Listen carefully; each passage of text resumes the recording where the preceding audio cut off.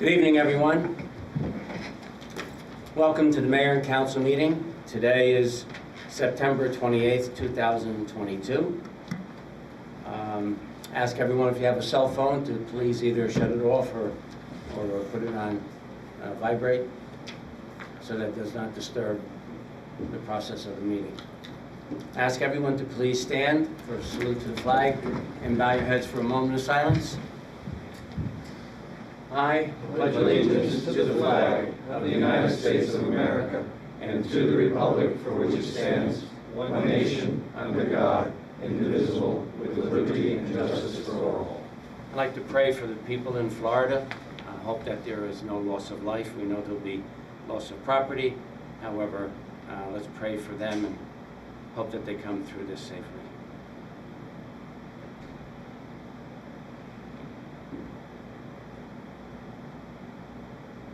Amen. Thank you.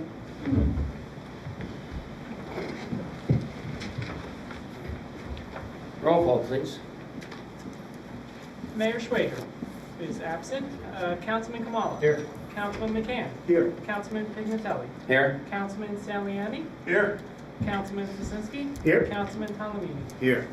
Can I have a motion to allow the mayor to... A motion to excuse the mayor. Second. All those in favor? Aye.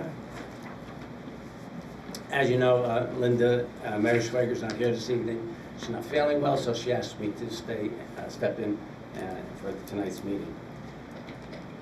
This meeting is being held in accordance with the Open Public Meetings Law, duly announced, advertised, and posted in the municipal building. The meeting will adjourn at 10 p.m. unless there is a majority of the council members that are present and vote to extend the time. Mayor's report, there is no mayor's report, obviously, this evening. So I'll entertain a motion to open to the public. So moved. Second. All in favor? Aye. Meeting is now open to the public. Anyone who has information to come before the council, limit is 3 minutes per person. You're on the agenda, so you're gonna have your separate time. Yes, come on. Come up to the podium, please. State your name and address, please. Vic Pedalino, 52 McNolly Street. I am a 45-year resident of Oakland. I'm here seeking some answers from the council on an issue that started in 2015 and has still not been rectified. From 2015 through 2021, there's been a succession of boarders residing in a residence on McNolly Street.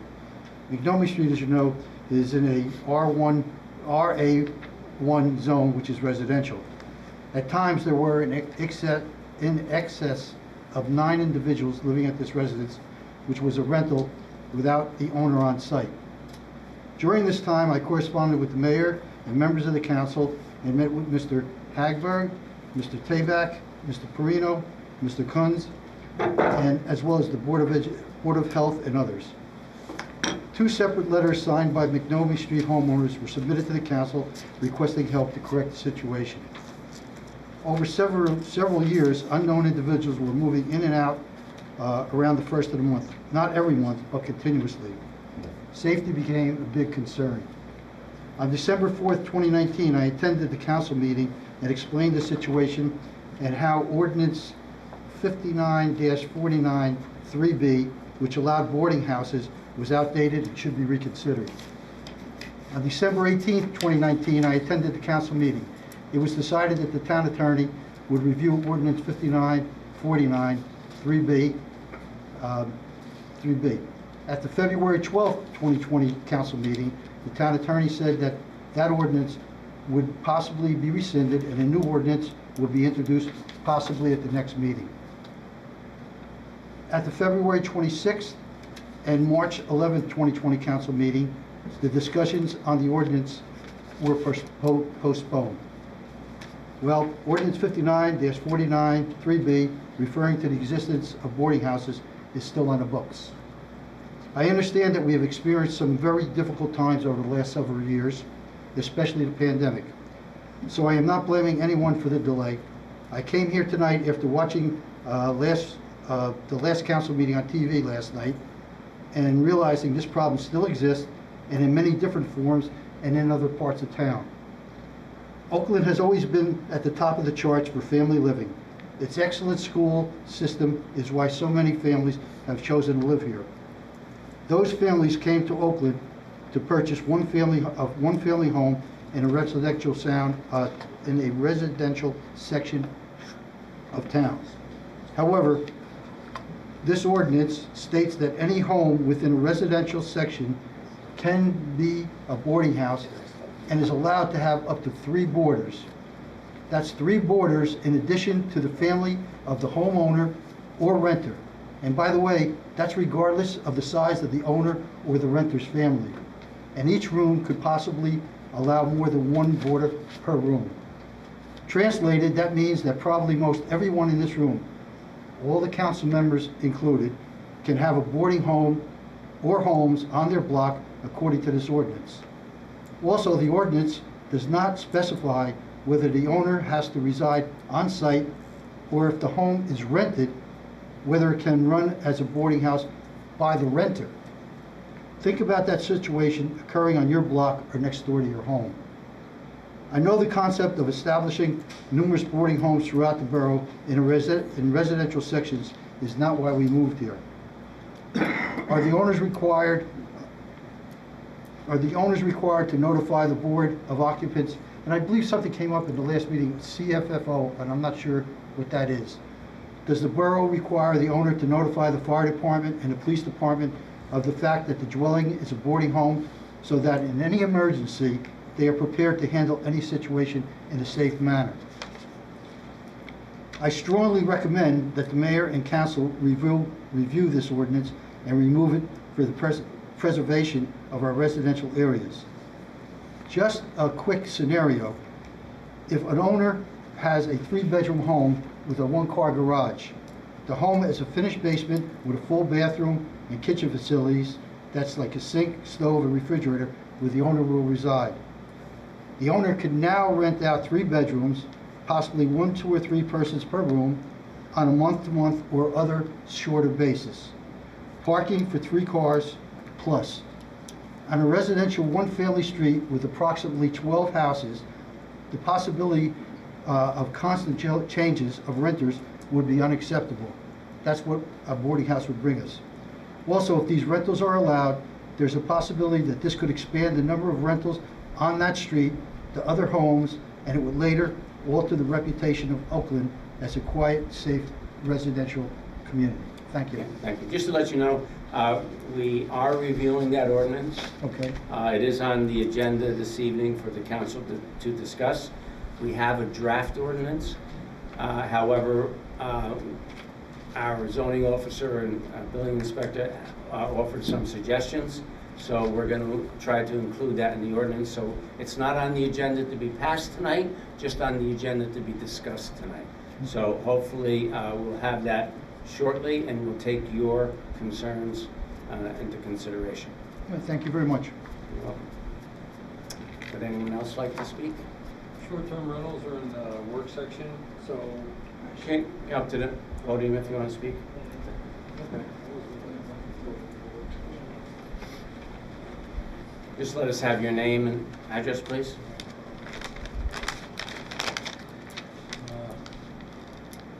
Mike Lelston, 78 Manitou. I was going to wait until the work section, but I guess I'll bring it up now. I was, last meeting, it was about Airbnb's short-term rentals. I'll be really honest with you, I'm not an attorney, as this gentleman is, and there's way too much information, and a lot of it is super subjective. The only thing that I did was I informed all the neighbors, you know, about writing the mayor's office when it came to short-term rentals, Airbnbs. I would ask the town to just either come up with an ordinance against short-term rentals, or at least enforce the current CO requirements. The only thing I could come up with is that most towns in New Jersey, the landlord's required to get a certificate of occupancy every time the new tenant moves in. So, you know, all these Airbnbs, they're breaking the law in that aspect. 2 is Fort Lee, Closter, Ridgewood, Wyckoff, Franklin Lakes, Woodcliff Park, Paramus, Palisades Park, and Fairview have all adapted ordinances which prohibit short-term rentals. And I just think, you know, going back and forth and trying to make it a political thing, there's a lot of smart people in these towns, and there's a lot of reasons. I have certain ordinances written down, but Ridgewood, New Jersey, they took a stand. They don't do it, and they're getting $1,000 a day fining people for Airbnbs.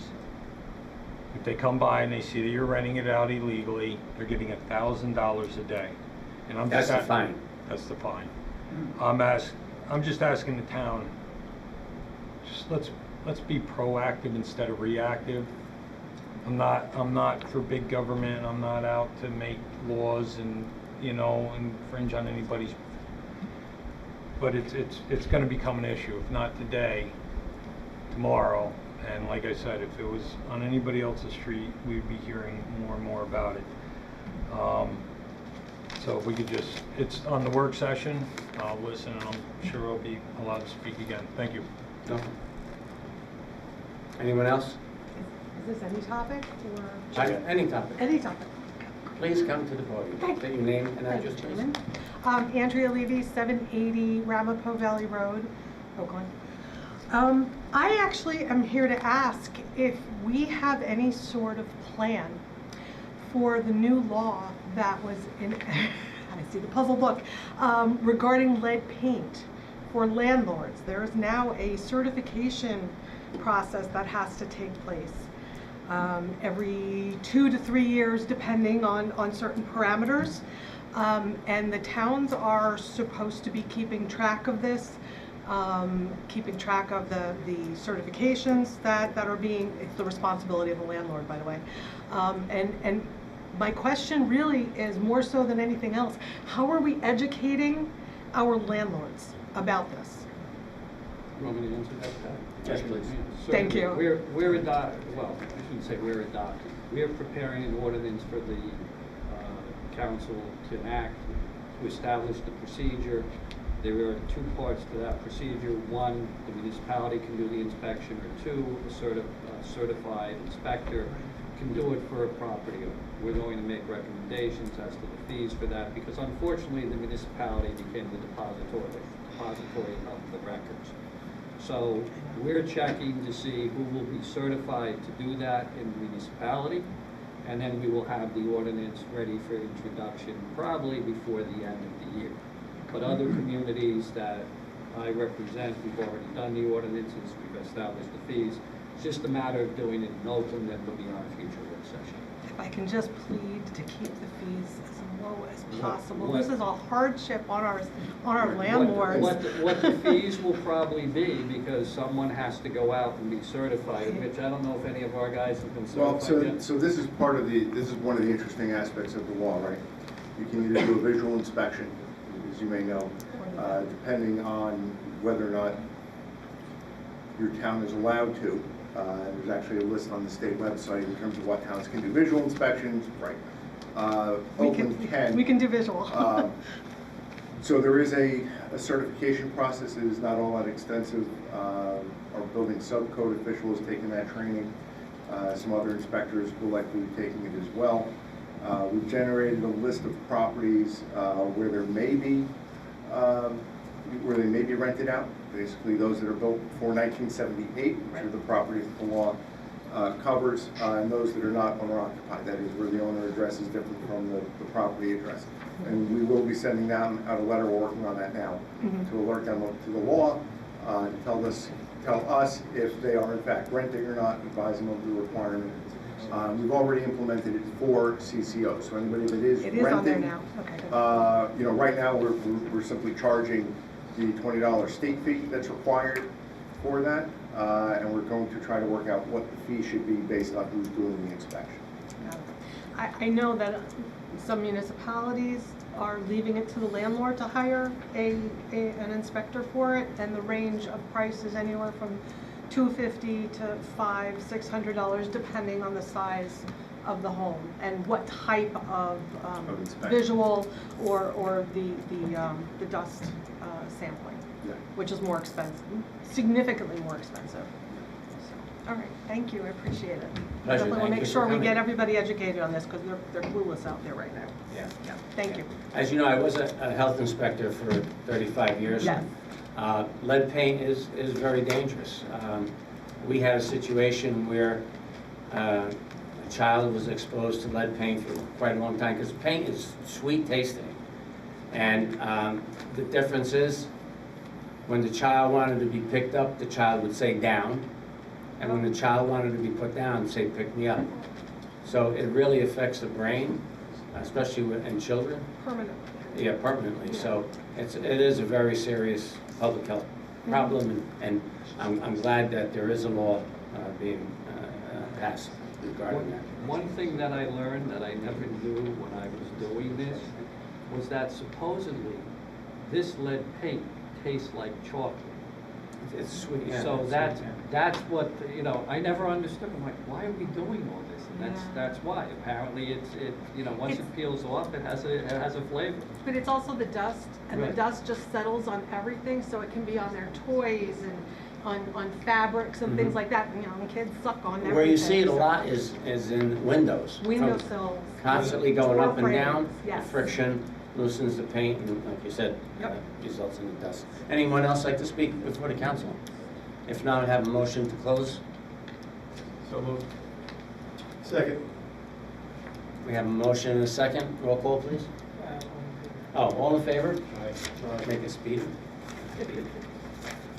Okay, we have a presentation on Bush Plaza Park by our Bush Plaza Park Ad Hoc Committee. Would you please step to the microphone, state your name and address for your 10-minute presentation. Leo the Shepherd Upgrade. My name is Kevin Heffernan, 40 Grove Street, Oakland, New Jersey. I've been a resident for 43 years. We plan to stay much longer. A little louder. A little louder, please. I'm sorry.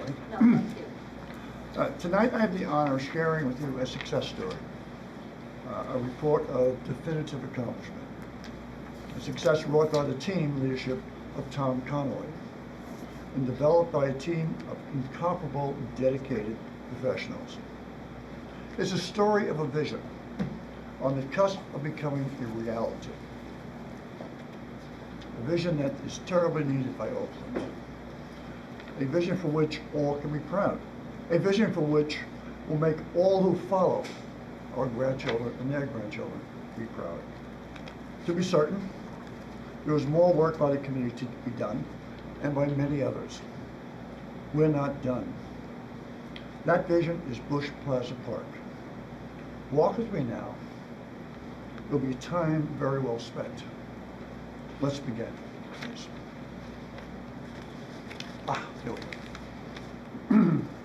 The title of this is appropriate. Definitive accomplishments to achieve a reality. What's the reality? The park.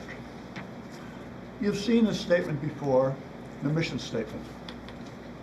To make the enhancement of Bush Plaza a reality as soon as possible, such that it will act as a seed to begin to revitalize the downtown area. What does a seed do? It produces a plant, produces a flower. And what will be the flower? The flower will be when merchants look out their window and see a beautiful park, see a four-sided clock, see a flagpole, they'll see a commitment of Oakland to invest in their area. The seed will be for all Oaklanders to increase their civic pride. The seed will be when others visit town and look at Oakland as a nice place for entering a pleasant area. So, for this background, last April, there was a presentation to the mayor and council by the Bush Plaza Park Ad Hoc Committee.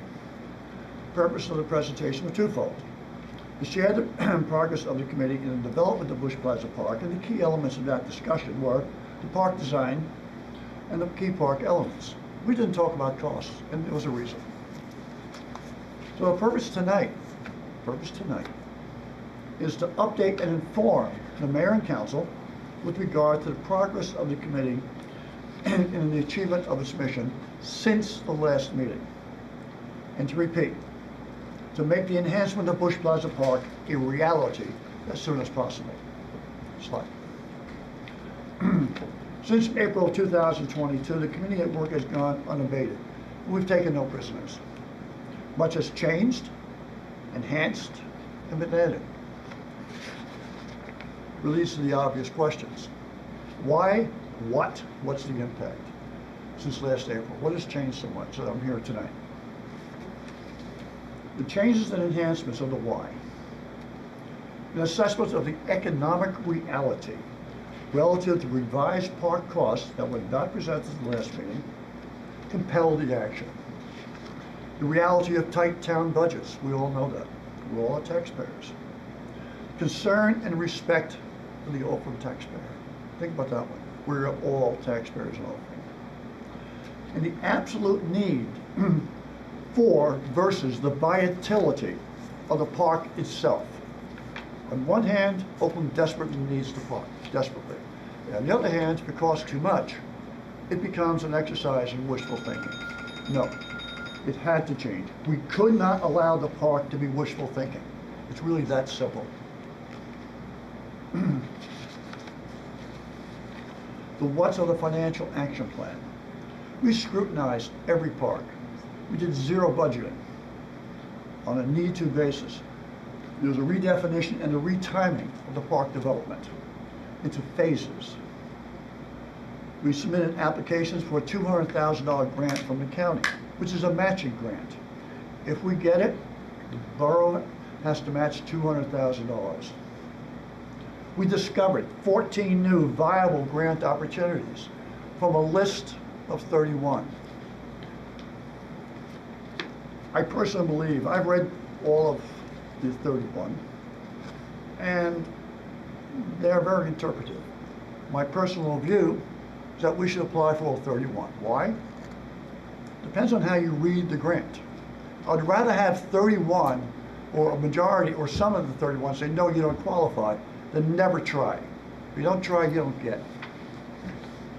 There was an initiation of a aggressive fundraising program to offset Oakland's financial burden and the potential burdens of Oakland taxpayers. Slide, please. This, what you see on the screen, is the original submission from last April. I mean, Ed Clark did a fantastic job in designing this. However, as you see on the bottom, it was cost prohibitive as presented. No way this park was going to hit a reality, and therefore become wishful thinking. We didn't let that happen. The solution: build the park on a prioritized, gradual basis. What we did, we went back to the drawing boards. We took the red pencil and said, here's where we're going to start. We want to start with what people see the most when they enter Oakland. They're going to see a beautiful park, a field of green, four-sided clock at the very apex of the area. They're going to see a new, larger flagpole. And I'll tell you, current flagpole is over 100 years old, where it is right now. I've written the history of the whole flagpole, so I kind of know what I'm talking about here. We're going to take that flagpole down. Elements of that flagpole will wind up in the rec building down the field. We're going to save the top of the eagle on the top of it, have it refurbished, and on the new flagpole. That is phase one. Slide, please. Here are 4 slides in different phases. Phase one, as I just described, is a triangle from the Bush building to the tracks. Right? Phase two extends to the back, okay, and begins to put additional vegetation and drainage there as well as a fence. Phase three goes across the tracks to beautify the whole area, and phase four brings it around to the current parking space. Each phase has lights, each phase has trees, each phase has green, until we get to a completed park. I underline phased augmentation as resources and time permit. The resources are primarily financial as well as human. We found 14 grant opportunities. And this is a memo sent out which lists the 14 that we should look at. If we haven't looked at them yet, why not? We must. We must do this. This will, this will fund, we get some of these grants, this will fund phases 2, 3, and 4.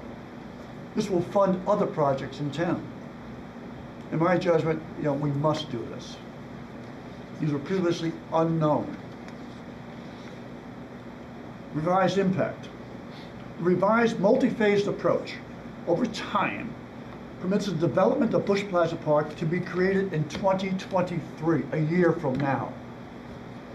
The first shovel can go in the ground, thereby permitting the remainder phases of the park to be developed as timing, grants, and municipal resources permit. This is a plan of success. This is a plan to achieve a vision. We must. We've developed a fundraising program. Our objective is to achieve or gather $50,000 to $100,000. We hope more, frankly. Strategy is simple. To identify, prioritize, target, and motivate potential donors to write checks to Oakland, where they do business, where they live. Our tactics to identify and leverage potential donor priorities, segregate potential donors by size and type of business, to develop donor literature, compelling literature, to utilize multimedia for awareness, solicitation, and we'll use UPS, Post Office, as the primary vehicle for solicitation. There will also probably be a personal visits from members of the committee. The fundraising program, some details. The critical ingredient for success, honestly, is that we were founded by, we act under the aegis and authority of the Oakland government. It is absolutely critical that the Bush Plaza Park Committee be able to use and leverage the official name and symbols of the Oakland government to access Oakland suppliers in order to deliver its mission. It illustrates the serious, indelible Oakland commitment to significantly improve downtown, visible to all. We don't have that. Frankly, we're wasting our time trying to fundraise, because we will not have the authority, really the perceived authority, to do so, no matter what we say. Fundraising program for more details. Potential creative approaches. Identify and appeal to the primary motivations for the donations by individual target audience. A large corporation is different than Oakland Liquors. Oakland Liquors is different from Staples. Staples is different from the coffee company in town. It goes on. So one appeal to all doesn't work. We have to appeal to their motivations. Large companies, civic responsibility and duty. Small companies, mutual benefit, profit motivation. Retailers, good for business, profit motivation. Oakland civic organizations, emotional and civic duty. And finally, Oakland government suppliers. It's simply good business to support those who support you. The donor levels, we've created 4 different donor levels. Oakland Stars Benefactor Program, $25,000 donation was specific for either the clock or the flagpole. There are only 2. Hopefully there'll be a contest almost for more donors for the flag and the flagpole, for the flagpole and the clock. Oakland Prime Program, Platinum, $15,000. Diamond, $10,000, Gold, $5,000. Oakland Special Benefactor Programs, $1,000 to $2,000. Then the Oakland Honor Roll, all donations from $100 to $999. Each donor level will have its own rewards. Names, all names, will be memorialized on a master donor plaque in the park. Each donation level has an appropriately distinctive rewards. The Oakland Stars have the name of their selves or companies or organizations, plaque on the clock and the flagpole. There are only 2. Prime supporters, significant prominence on the master donor plaque, which you'll see in a moment. Special benefactors, selection of a plaque on a bench, a period post night, or a tree, plus the inclusion on the master plaque. The honor roll, Well, for those who donate between $100 and $999, the name will be listed on the bronze master plaque forever for all to see. Plus, big plus, all donations will qualify as tax deductible under Oakland's SAO 501c program. That's being arranged as we speak. Let's take a look at some of the promotional materials. Here you see the donor's plaque. It can be mounted on a stone, can be mounted on a pedestal. It's immaterial, but you'll notice across the top will be Ed Clark's name. He designed the park. There's a whole background story to that, but he designed the park, and his name should be there, in my judgment. You're at 13 minutes. And why the shepherd hook's coming out soon? Just if you could wrap it up, the most important points. I'll try to talk faster, thank you. Okay, and you'll see, in graduating down, you'll see the names of the mayor and council who authorized the development of the park.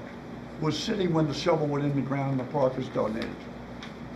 Okay, and going down to Oakland, the superstars, etc., all the way down to Oakland donors. Everybody who donates will have their name forever memorialized. Slide, please. Here's a brochure that was developed, and the brochure, every organization, every individual, every organization in the company will get one of these, okay? It's a 8 by 17, folded in half. On the cover, okay, it shows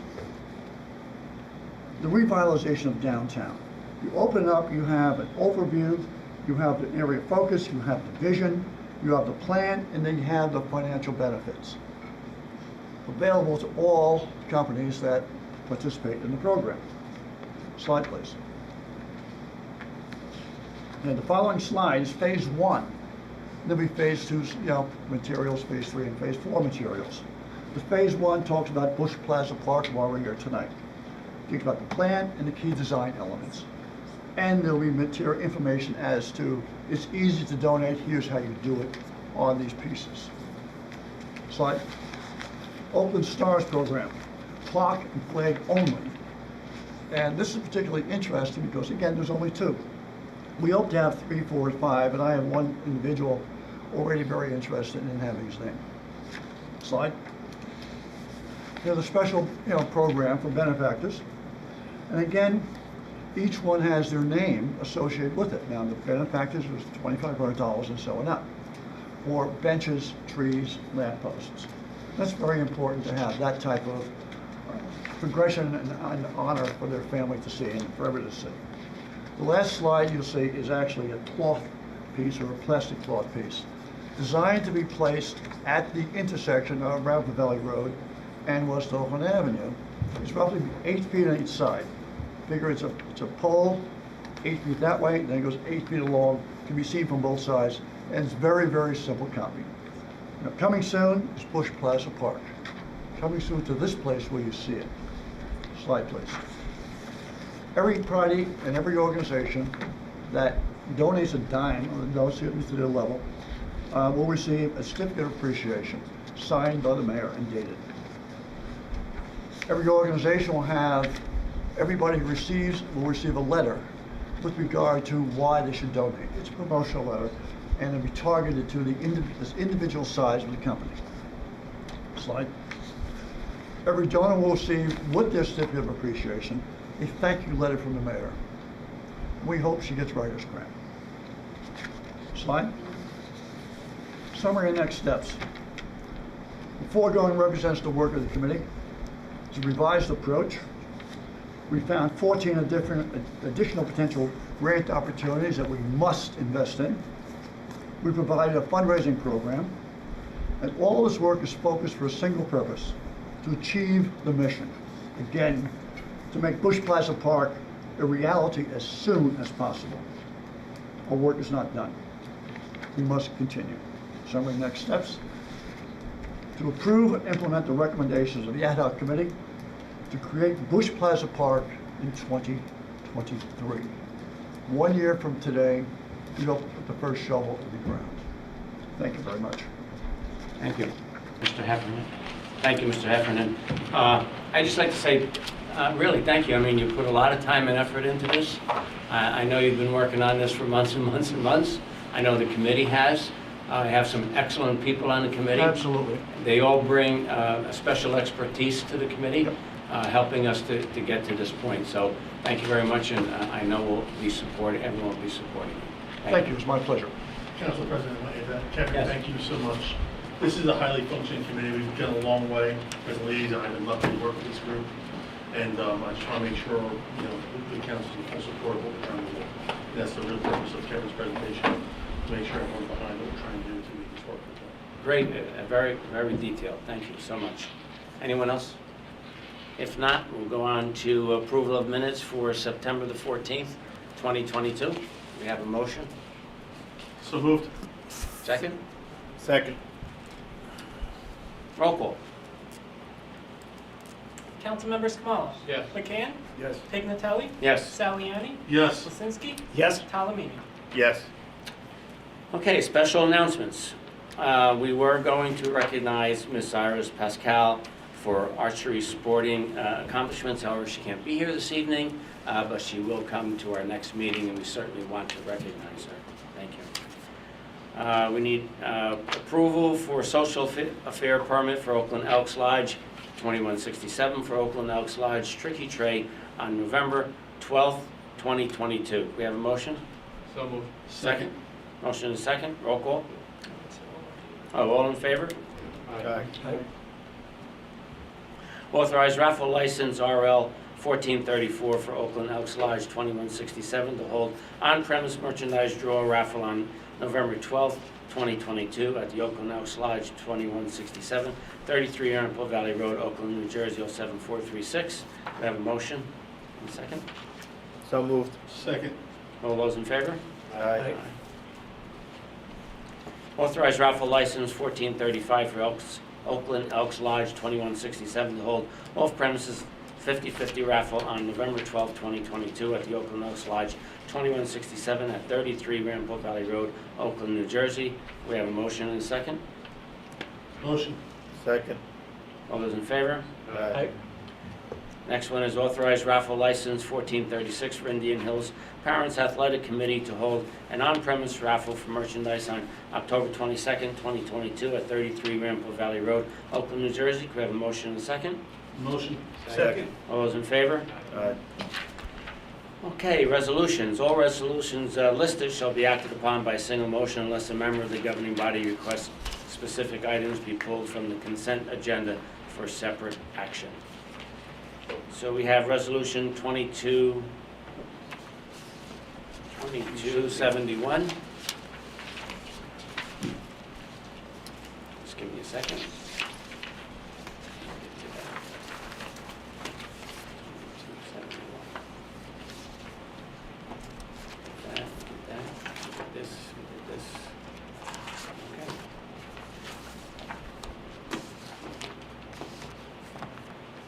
We have Resolution 2271, authorizing refund of recreation fees. Borough of Oakland has received a request for a refund of recreation fees in the amount of $305, whereas NJSA 48:5-17 requires governing body approval for said refund, and whereas the Chief Financial Officer has verified the amount is due and that funds are available in account CF 0155998-006. Now therefore be resolved by the Mayor and Borough Council, authorize payment of $305 to the Beish family, 10 Green Way, Oakland, New Jersey, and Mann family, 42 Winona Avenue. We have a, Beish family is for $240, and Mann family is for $65. Okay.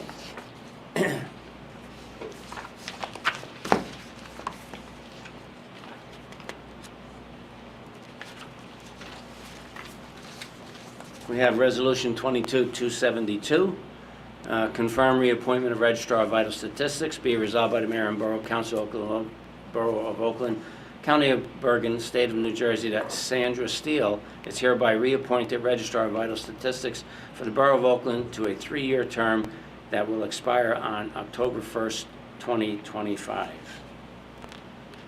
We have a motion? You need the rest of it. Oh, okay, second page. On motion, no, that's not it.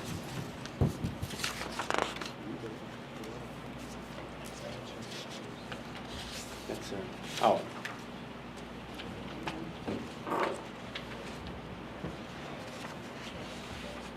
Which one, this one here?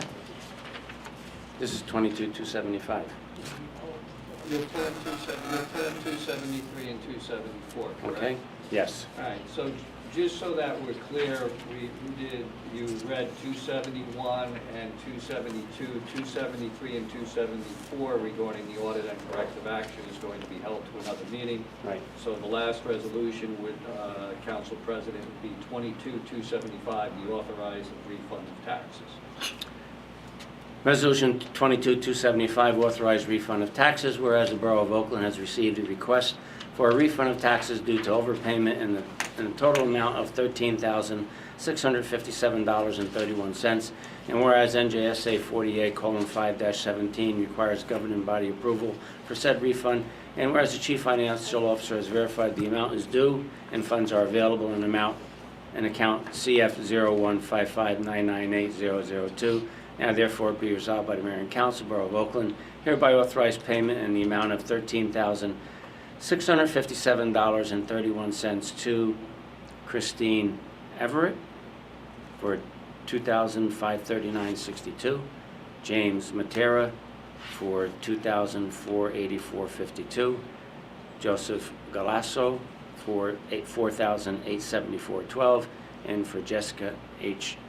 Magdadaro for $3,759.05. Okay. So, Council President, I guess it would be appropriate to see if anyone wants the resolution, any resolution approved for separate vote. Would anyone like anything pulled? Oh, I thought you said you were going to pull it. Just for discussion. Just, yeah. So which one are we pulling? 273 and 274. Okay. So we need a motion for the So other we one? need motion for, to adopt resolutions 22-271, 22-272, and 22-275 by consent. Right. So moved. Second. Roll call? Council members Kamala? Yes. McCann? Yes. Pignatelli? Yes. Saliani? Yes. Slazinski? Yes. Palomino? Yes. Do we need a vote on pulling those two? Well, now we pulled for discussion 273 and 274, so what's your pleasure? Well, we just want to table this. Okay, so then what we would do is just to formalize it, Councilman McCann, if someone could make a motion to table. Make a motion to table resolution 273, 274. We have a motion and a second. Roll call, please. Councilman Kamala? Yes. Councilman McCann? Yes. Councilman Pignatelli? Yes. Councilman Saliani? Yes. Councilman Slazinski? Yes. Councilman Palomino? Yes. Okay.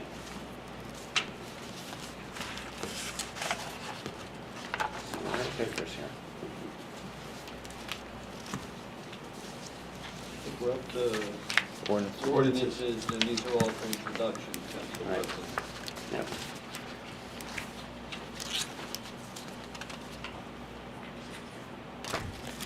Okay, we have ordinance number 22, code 893, an ordinance amending chapter 59 of the code of the Borough of Oakland entitled Land Use and Zoning. Do we have to read this whole thing? No, just the title. Just the title. Okay, so what this does, Council President, is that at our last meeting, you had a package where Mr. Coons made recommendation regarding the increase in fees.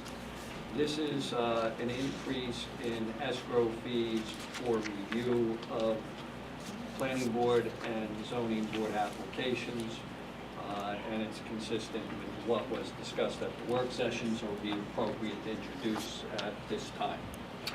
Do we have a motion to introduce in a second? Motion. Second. Roll call, please. Council members Kamala? Yes. McCann? Yes. Pignatelli? Yes. Saliani? Yes. Lizinski. Yes. Palomini. Yes. Okay. For introduction, we have 22 Code 894. This will be listed for a hearing, and what would the hearing date be? Since it's a development regulation, it would have to be reviewed by the planning board, Mr. Corrales. October 26th.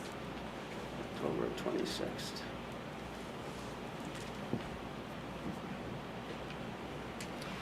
So anyone wishing to comment on it, we will have open on October 26th. Next one is 22 Code 894, an ordinance amending the code of the Borough of Oakland related to fees.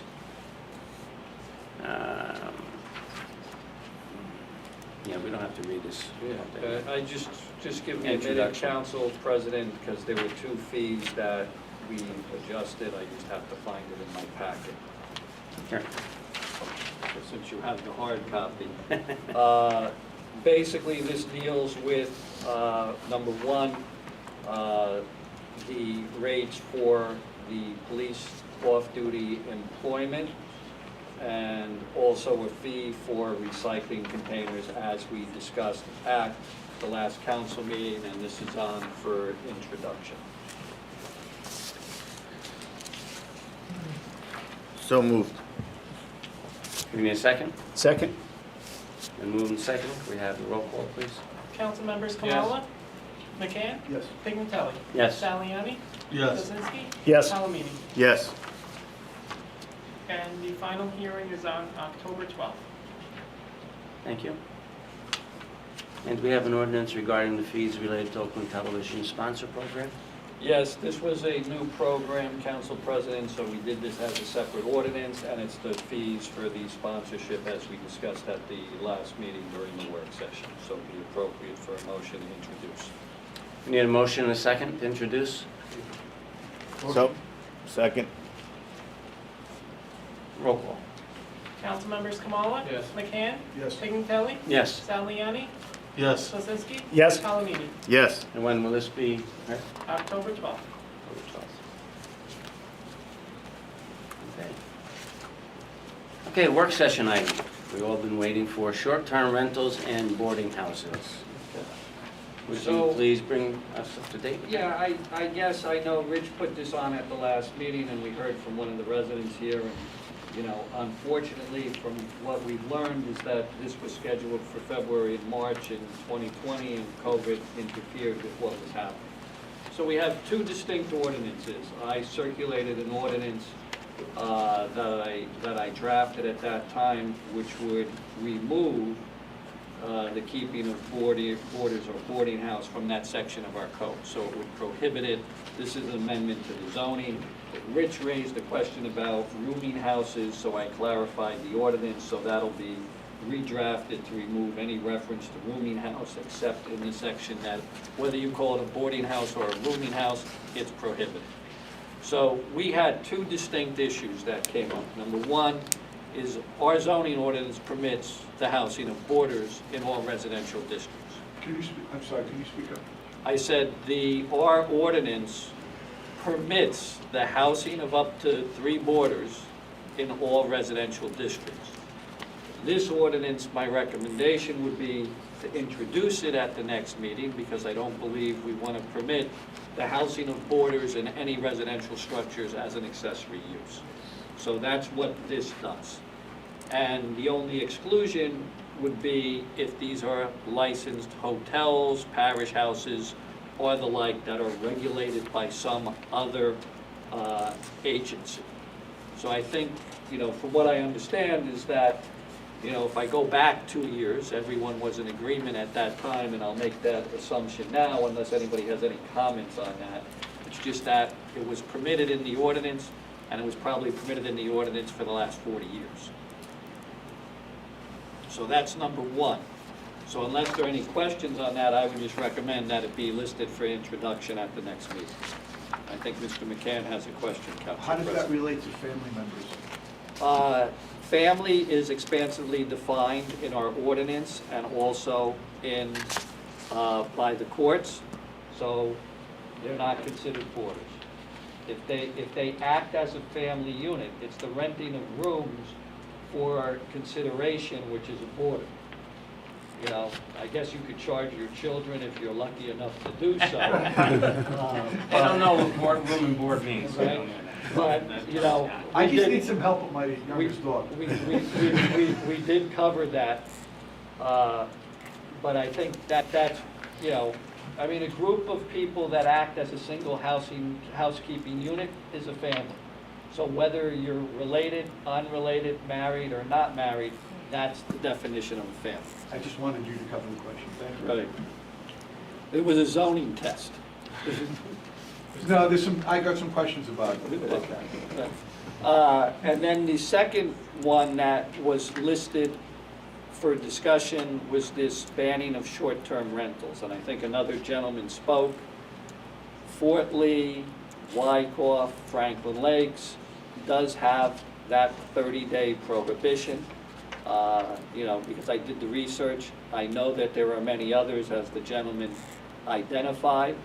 And the intention is to prohibit the transient uses of the property. So it's a question whether you want to do the same thing.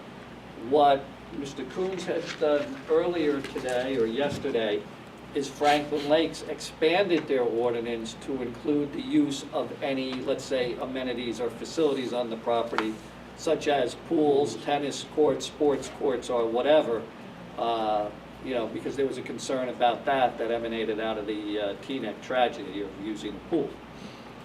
So that's you have those two ordinances. If you want to proceed with the what we call the Airbnb ordinance, I call short-term rentals, certainly you can do that. There may be some other areas that need to be tightened up because we're working on our CCO ordinance, but we can certainly address that in the future.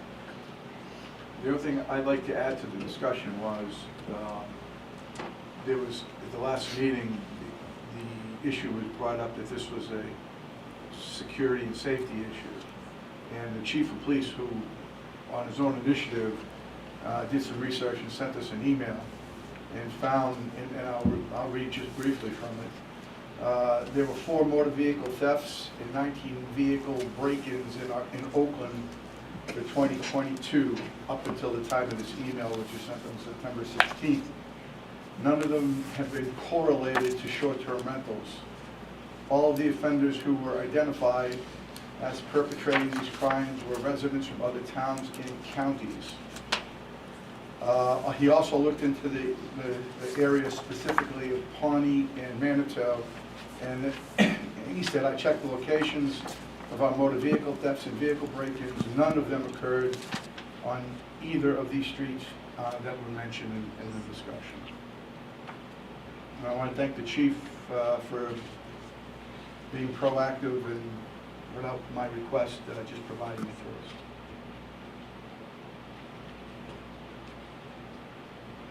So I guess it would be, what's your pleasure? I mean, we could do something, we could do nothing, so it's up to the council.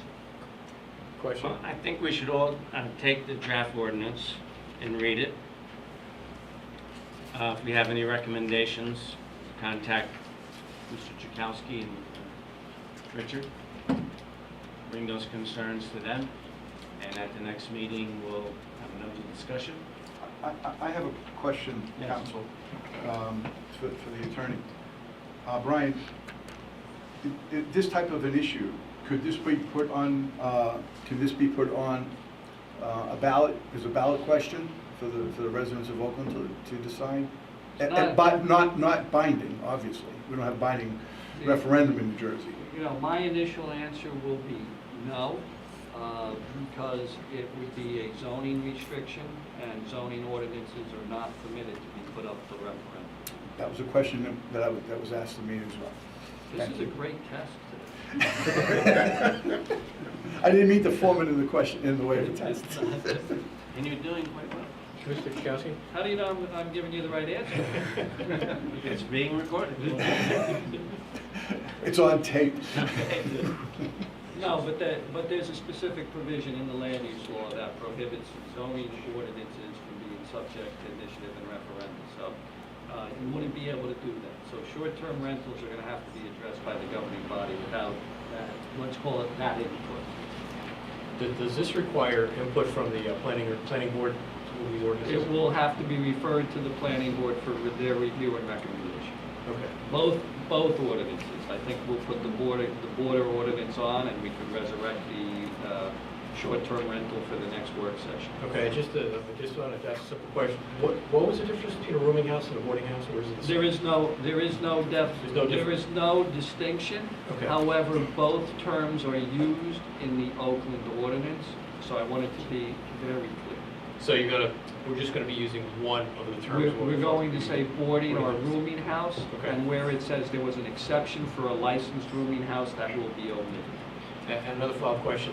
It was brought up at the last council meeting. Does this require inspection every time a new boarder comes in, or if there's a short-term rental? Well, what will happen is our suggestion would be to have a CO inspection for tenants, but I don't know if that exists under our ordinance today, Rich. I don't think it does. Any change in tenancy should Should. trigger the need for a CCO, but whether or not these folks have been coming in Right. to get them. How would we Well, the question is, are they tenants? That was Right. the issue. That's the issue. How would we keep track of that? Richard? That's part of the challenge. If they don't come to us, Well, look, and, if we're not getting a complaint about it or something, or we have any reason to suspect, it's just not going to be on our radar. It raises a number of questions, and hence the 30 days, because a lot of times, if it's less than 30 days, you are not considered a tenant under the law. But once you hit that 31st day, you get the tenant's protection. So most of the time, if you ever gone to a hotel, they do not want to have 30 consecutive days in a hotel for that reason. And without having a staff member actively checking the Airbnb website all the time to see where and which ones we're renting out. When I looked recently, it was, I don't know, 2 or 3 homes. 2 or 3. But that was a snapshot in time. I don't know if that's normal. I don't know if it's, how significantly more it may be. Just what happened. It also really is a function of a fine if you're doing something that you shouldn't be doing. You can't proactively just randomly search people's homes. It would be a violation of the Constitution if you did that. So you would require someone to give the borough building inspector or health inspector probable cause to make the inquiry. So you can't just randomly No, do that. absolutely not. So, as I said, my suggestion would do ordinance number 1, do a little more research into ordinance number 2, and listen for the work session of, October 12th month? The October 12th meeting. Yes. Any other comments? If not, we'll move on to any new business. Anyone have any new business? No? How about old business? Old business, I just, the houses on Lenape Lane, how are we doing with the purchasing of them? Yeah, Brian, I know you've been working with the Land Conservancy. What's the latest on that? They were still waiting. I spoke with Aaron Seela 2 weeks ago. He was waiting to finalize certain issues with DEP regarding the reports that were required, particularly the environmental reports, because they had to be updated to have certain tests for underground tanks. Right, I remember that. And he was waiting for an answer. I will make a note to follow up on that because I haven't spoken to him in 2 weeks. Thank you. One other question for old business regards to that. Mr. Coons, are we still on track for having those houses removed down by Truman Field by the end of the year? I believe so. Yeah. Okay. Yeah, the bid should be on the street in a few weeks. Thank you. Any other old business? If not, we'll move on to council committee liaison reports, and we'll start with Mr. Saliani. That's a first. Thank you. So, unfortunately, or fortunately, depending on how you look at it, our reports are late this week. Shade Tree, our next meeting is Monday, October 3rd. There's been no changes to last support. I know we have one person interested in joining the open seat we have on Shade Tree. We're waiting for that confirmed. So, Michael, after this meeting, I want to talk to you about that, make sure that form filled out correctly. I think we found someone who wants to perform that role. DPW, there's no report. And Bush Plaza, the other Camaro, Mr. Heffernan did a great job of giving presentations. Again, I want to thank that committee for everything they're doing. And Rich, is there any verbiage on grants or information about the general file? I believe there were recommendations going up to the County Open Space Committee. I'll look at that and I'll see where we stand. Thank you. Very well. That's all I have. Is anything else? Councilman Slazinski. Thank you. Water and sewer updates for the decommissioning of the 3 sanitary sewer treatment plants.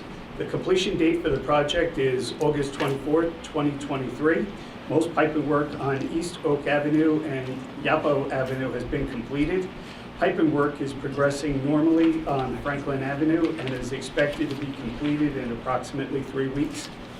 Issues are being resolved concerning directional drilling at the downtown railroad crossing and at Route 202 Franklin Avenue culvert in Oakland. For the PFAS compounds treatment at the 3 water production wells, Boswell has resolved all comments from the NJDEP concerning water treatment and continues to prepare floodplain permit application documents. For the water main improvements on Acorn Street, Florence Avenue, and Birch Avenue, Boswell has just recently been authorized to prepare bid documents. For my library update, tomorrow night the library is hosting Flavian's Mind Reading Game Show. It is a fun, interactive performance on the library stage for all ages. Program starts at 7 p.m. Register online or call the library desk at 201-337-3742. Keegan is back at the library on Tuesdays at 6 p.m. And on October 18th, they will have Elvis Story, which is a musical experience through the works of Elvis Presley and the times he inhabited. Also, save the date of November 5th, 12 to 2 p.m. for Oakland's 7th Annual Truck Day. The Oakland Police, Fire, First Aid Squad, and TBW bring all their cool vehicles for the kids to check out. And lastly, the library would also like to give a big shout out and thank you to the Oakland DPW for the weeding job that they just completed. It looks amazing and is very much appreciated. That's it. Thank you. Councilman Calmini. Yes, just public events. Like I say, every meeting, you could always use some more members. It's a great group of people, and we have a lot of fun doing all the different events. And our next event is the Halloween Parade, October 29th. Line up around 9:30 at the front of VMS, and they do a little parade, and there's a little trunk or treat, and little activities, some bounce houses and things like that, and that's about it. Thank you. Thank you. For my report, I'd just like to remind everyone that the planning board meeting is October the 13th, in which we will continue our review of the Hovnanian project on McCoy Road. That's going to be at the Senior Center at 7 p.m. At the Board of Health meeting, they reviewed all the reports from June, July, and August. Environmental Commission members looked at the maps for the Hovnanian project. Their concerns were voiced to the chairman, and the chairman will submit their recommendations to the planning board. And that's it for me. Mr. Kamala. Thank you. For the green team, 2 weeks ago they had the Great Oak Park cleanup. They pulled out some garbage. They also pulled out about 200 tubes for the tree plantings that were down there. So you'll notice that's been thinned out. Unfortunately, a lot of trees did not make it due to the drought in the last year. So it was not good for the tree plantings. They also, last weekend, they had a styrofoam collection down by Town Hall. We had about 75, 80 people come in. They collected about 600 pounds of styrofoam, and that filled a 26-foot box truck with styrofoam. So, I mean, it was a pretty impressive event. Kudos to the green. Yeah, they did a great job. And Only about 10 of the cars that came were really from out of town because the first hour was open for Oakland residents only. And I see some of the volunteers sitting in public here that we're helping out with loading up the styrofoam. For the community garden, unfortunately, the community garden also suffered from the drought this year. And the food donations were down. Just to give you an example, last year they collected about 300 pounds of vegetables that went to the food bank. This year was down to less than 100. So it was really a bad year for both the trees and the community garden. And as always, they're always looking for volunteers. For my police report, for the month of August, officers conducted 279 motor vehicle stops and issued 344 motor vehicle summonses. Officers also made 2 arrests for driving under the influence and one arrest for possession of controlled dangerous substances, and this was for the month of August. For my Recreation Committee report, sports signups are presently going on, which include wrestling, roller hockey, basketball, lacrosse, and travel baseball. Registration fees and info can be found at the Oakland Rec website. That's www.oaklandrec.org. Remember that anybody who registers during the signups will be permitted to play. If you are a late registrant, you will be placed on a waiting list and have to pay a $30 additional fee if you're a late registrant. So please go to the Oakland Rec website and sign up.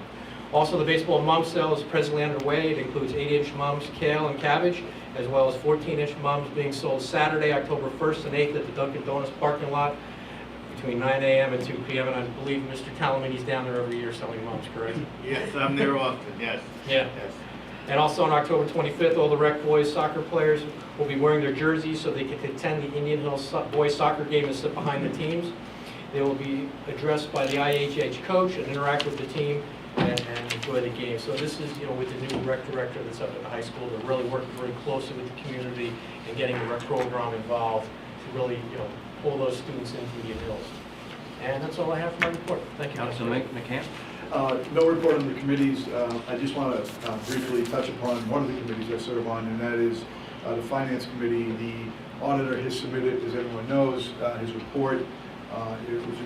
We got the report, I believe, Friday in my email, and before I can certify to it and to certify to any of the corrective recommendations he's made, I want to be able to read the report, and so I can, before I put my name to it. So that's why we pulled those resolutions. We will look at the audit. It's girthy, and I'm not sure when was the last time someone in the governing body actually read it, but it needs to be read. Thank you. You're welcome. Okay, next we have open to the public. We have a motion open to the public. Motion. Second. All those in favor? Aye. Anyone wishing to address the mayor and council, please step up to the podium, give us your name and address. I'm sorry, I forgot to say something before. Okay. Andrea Levy, 780 Ramapo Valley Road. I love the outdoors. I love walking around town. I love our town. It's beautiful. I actually live on Ramapo Valley Road, like So do I. some of the other people in the room. And I think we all know how unwalkable it is. Now, my kids were supposed to walk to school because we were beyond the 2.5 or whatever the measurement was. And I never let my kids walk to school, okay? I mean, call me a helicopter parent, but not safe in my view. So they didn't walk. But I'm having the pleasure of walking, campaigning, and what I'm finding is it is terribly dirty. There's bottles and cans of Skoal and unmentionables littered throughout Ramapo Valley Road on both sides. I don't. Any area specifically that we can get our DPW out there? I would say from Chuckanut, at minimum to it's beyond Minnehaha, actually. Both sides, terrible. I'm really, really terrible, disgusting. Is it on private property? Combination of, there are areas where we don't really have sidewalks per se. It's kind of loose of what's what. It's both. Can you tell where it's coming from? I think the street. I think some of it might be people who are walking and littering. Some of it looks like that. And I think people are tossing things out their windows as well. Richard, could you unfortunately. have our property maintenance officer just take a ride between those areas and see if, Yeah, I mean, that's more of a littering thing than a real property maintenance issue. well, I mean, to see if it's Yeah, I any don't property think or it's or property is it? maintenance. But we can kind of confirm the extent of it and see if there's anything we can do about it. I can't confirm the extent of it because I deal with it every Saturday morning in true. my house where I live in the corner of Saratoga and so too where I actually go through every Saturday morning and pick up stuff in the public park. Exactly, and then it kind of rolls down the hill on It's people's mostly- Not- property. Not too much we could do about people throwing it out the window unless a police officer sees them, or someone takes down the license plate number and Of tells us course. that they're doing it. Other than that, there's really too little we could do about it. I understand there's not much we can do to prevent it, but what can we do to clean it up is the Yeah, question. yeah, yeah. Okay. And I said, we'll have our property maintenance code officer take a look. If he sees an area that needs to be paid attention to, he'll refer it to the DPW. Okay, Mr. Thank you. Coombs? Yeah. Appreciate it, thank you. Thank you. Anyone else like to speak? If not, I have a motion to close the Motion to public. close? Second. All those in favor? Aye. Bills to be paid. Bills to be paid, $530,064.19. So moved. Do you have a second? Second. All those in favor? Aye. Roll call? Roll call? Council members Kamala? Yes. McCann? Yes. Pigmentelli? Yes. Saliani? Yes. Kuzinski? Yes. Palomini? Yes. Yeah, next Borough Council meeting will be held on Wednesday, October the 12th at 7 p.m. Right here in Council Chambers. Thank you, Need a everyone. motion to adjourn. Motion to adjourn. Second. All those in favor? Aye. Thank you. Hello, how are you? It's so sleep like big shit. Oh, Job. I'm on the greens.